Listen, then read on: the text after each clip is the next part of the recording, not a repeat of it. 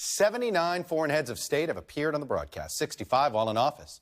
From British Prime Minister Harold Wilson, who joined in 1965 for the first live transcontinental satellite interview, to Indira Gandhi, who appeared on Meet the Press 7 times before her assassination in 1984.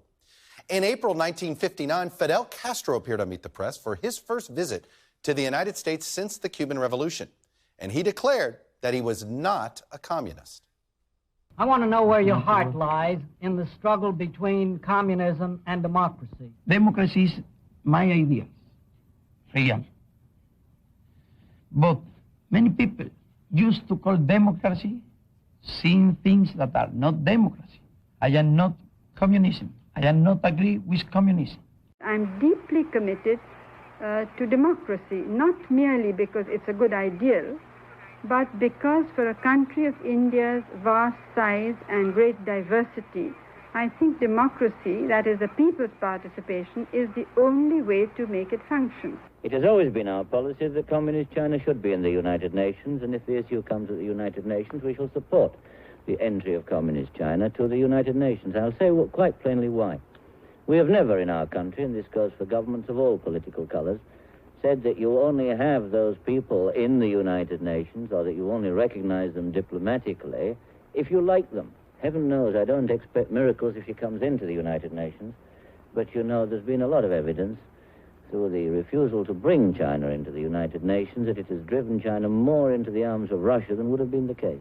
I'm convinced that the communist idea is no more than a beautiful but perhaps quite harmful fairy tale for people. It is beautiful, attractive, and if millions of people are, taken in by this ideology, so you certainly cannot ignore it. But for us, for the country, which for 70 years lived under the standards of this ideology, it is clear that not even ideologically, but economically, we have reached an impasse. And it is clear that a state cannot exist on that basis. What do you need right now to thwart this strategy of essentially getting to the winter and creating a stalemate? I always say to win this war, we need 3 main things: weaponry, finances, and sanctions. Weaponry, let us protect ourselves and to go into ahead to make these counteroffensives, very successful counteroffensives with support of our partners. We also ask our partners to recognize Russia as a terrorist country, because all what they are doing in Ukraine, so it's just genocide. This is like terrorist acts. Where is Mohammed Omar, the Taliban leader? We don't know. He's hiding. Now, how can someone that's hiding be called a force? He's hiding. We're looking for him. Where is Osama bin Laden? He's hiding too, and we're looking for him too. Are they hiding in plain sight? They're hiding perhaps in the mountains. They're hiding perhaps in the border territories between Afghanistan and Pakistan. Maybe they're hiding somewhere else. We don't know. We are looking for them on a daily basis, and no fugitive can run forever. Many Americans consider the PLO primarily a terrorist organization. Is that not justified, at least to an extent? George Washington was had been named one upon a time by the British Empire emperor. He is a terrorist.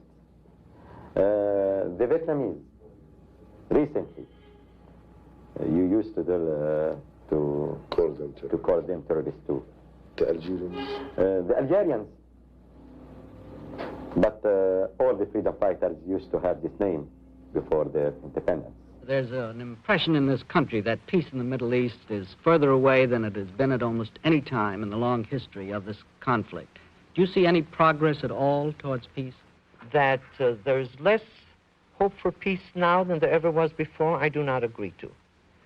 Because I maintain that a strong Israel is not only the best guarantee for peace, but is the best incentive for peace. Because there's no sense of making peace with a weak Israel. A weak Israel can be thrown into the sea. The real problem in the Middle East is not the democracy of Israel that has shown restraint and responsibility, but it's the countries like Iran that pursue nuclear weapons with the explicit goal first of annihilating us, but also ultimately of conquering the Middle East and threatening you. That's why they're developing ICBMs, intercontinental ballistic missiles, that are meant for one purpose only, to carry nuclear payloads to a theater near you. They're not intended for us. They already have missiles that reach us. They're developing ICBMs to reach the United States. Don't give them these weapons. This deal did not demand any other behavior changes in Iran outside of their nuclear weapons program. Why not include all that? Well, this deal was about the nuclear issue, and I think the right way to conclude the deal was to make it about the nuclear issue.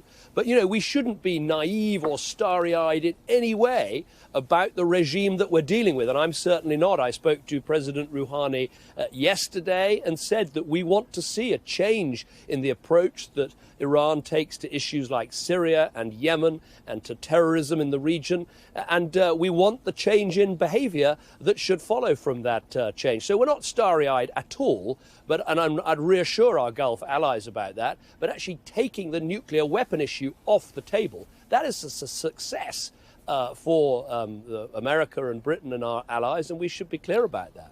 Why do you think the British monarchy is so strong, despite the fact that so many monarchies in Europe have died?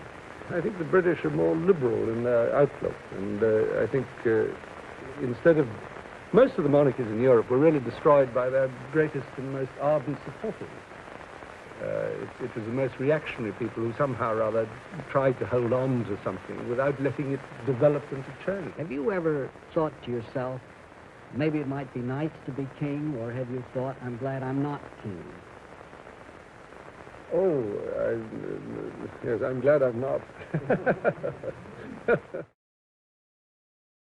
Thanks for watching our YouTube channel. Follow today's top stories and breaking news by downloading the NBC News app.